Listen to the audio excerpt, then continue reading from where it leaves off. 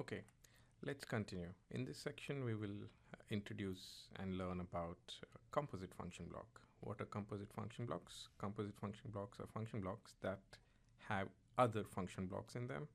They can be basic function blocks, they can be standard libraries, or they can be other composite function blocks. What we will do is we will build a calculator composite function block, and in this section we will also get introduced to using standard library function blocks. The idea is that instead of a basic function block, we will use standard library blocks to create our calculator function block that we created in the last section. So let's get started. We will go to Composite and say new item. Let's call it calculator composite. Maybe not. That's let's call it other way around. Composite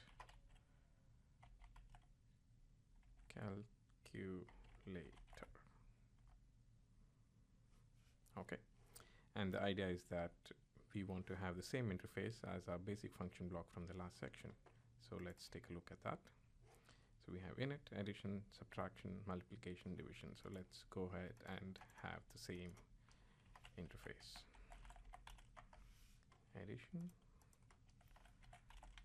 subtraction, multiplication, and finally division. And what did we have on output? We had inito and CNF. And on the inputs, we had two input variables. In1 of type integer. In2 also of type integer. And on the output, we had just out of type integer. Okay. Let's go see.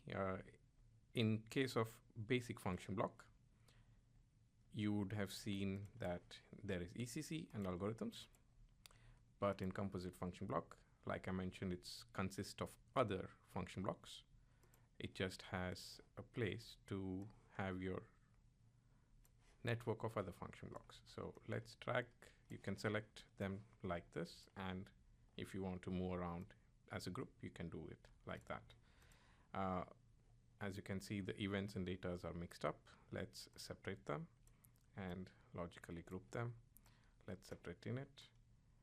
Okay, that sounds better. And that looks better as well. Okay, now they are logically separated. Maybe we can separate this as well. Okay. So the layout is looking like this and this are associated, these and this is associated, and these are the inputs and these are the outputs. Now you can see that the in2 is in italics. That's because it's not associated with any event.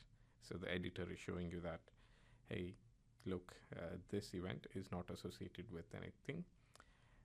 So if it is intentional or not intentional, it's just a warning. So let's go back and fix that.